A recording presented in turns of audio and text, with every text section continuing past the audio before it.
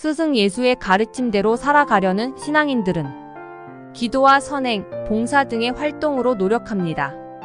그리스도인으로 항상 성장하려는 마음이 생기면 사실 그것은 은총이고 정말 귀한 마음입니다. 이 귀한 마음이 성숙한 신앙이라는 열매를 맺으려면 늘 성찰해야 하는 것이 있습니다. 영성생활이라는 주제로 움직이는 모든 활동에 내적 동기를 솔직하게 짚어보는 것입니다. 옳고 그름의 문제를 찾기보다 자신이 무엇을 원하는지 이해하는 것입니다. 그래야 결정이 가능하기 때문입니다. 즉, 동적이고 정적인 활동을 구분하고 그것들이 사회적 욕구와 관련된 것인지, 그리스도교 문화생활을 하고 싶은 것인지, 내적 상처를 해결하고 싶은 것인지, 소원을 이뤄줄 능력 개발이 필요한 것인지, 영적으로 성장하고 싶은 것인지, 주변의 시선을 의식해서인지, 누구라도 과거를 되돌아볼 때 처음부터 본인이 생각하는 완벽한 동기로 신앙을 찾고 진리에 노크하는 사람은 없습니다. 그리고 사실 커다란 흐름의 관점에서는 시작 동기의 내용은 중요하지 않습니다.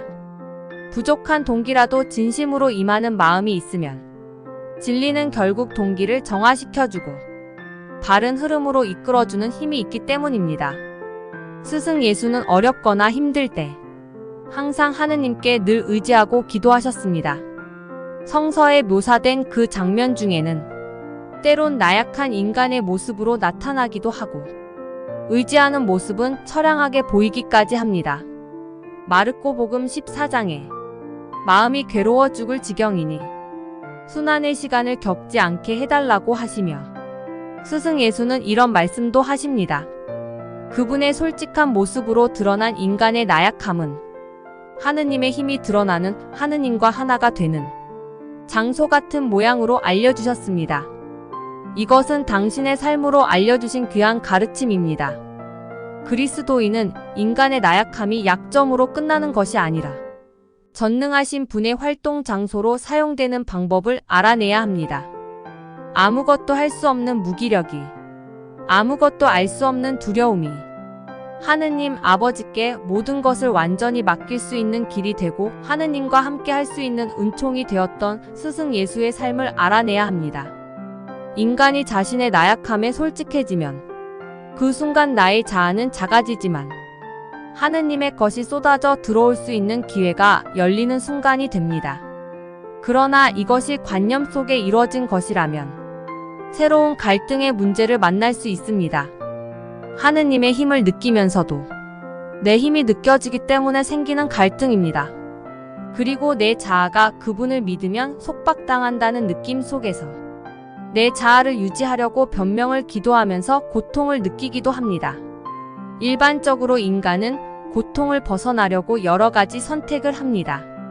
그러나 우리는 고통을 회피하기 위한 선택의 문제에서 벗어나야 됩니다. 왜냐하면 지금 이야기하는 고통은 내가 진정으로 원하는 것을 이해하지 못한 무지의 결과이기 때문입니다. 인간은 가끔 허무하게 사라지는 마음의 고통을 스스로 목격할 수 있습니다. 집착을, 욕심을, 두려움을 이해하고 벗어나니 마음이 편안해지는 경우입니다. 이럴 때 고통은 인간을 순수하게 만들어 놓는 하느님의 지혜 같기도 합니다. 때문에 고통의 뿌리를 깊은 자기 성찰을 통해 다가가지 않고 자기 통제의 테크닉으로만 해결하려는 마음은 불완전한 방법이고 어긋난 것들을 합리화시킬 수 있는 위험이 있다는 것을 알아야 합니다. 그리고 나를 다룰 수 있는 나의 힘보다 더 큰 힘이 존재한다는 사실을 부정할 때 상대방 곁에 있다는 느낌을 모르기 때문에 나의 부끄러움을 송구스러워 할 수 없다는 것도 이해해야 합니다. 이런 이해가 없으면 모든 것은 나 위주이고 내 편리대로 사용됩니다. 고맙고 감사해야 할 일들도 내 안에서 나를 위한 방향에서 정리됩니다. 사실 조금만 살펴봐도 우리는 세상에서 무조건 받는 것이 얼마나 많이 있고 감사하지 못하는 것이 얼마나 많은지 모르겠습니다. 나의 존재, 나의 생명 그리고 나에게 많은 체험을 선물하는 주위 환경들. 의식이 순수해지고 맑아지고 영혼이 성장하는 방법을 찾고 싶은 지향이 있다면 나름대로 자신만을 위하려는 이기적인 의지의 방향을 밖으로 돌리려는 작업을 해야 합니다.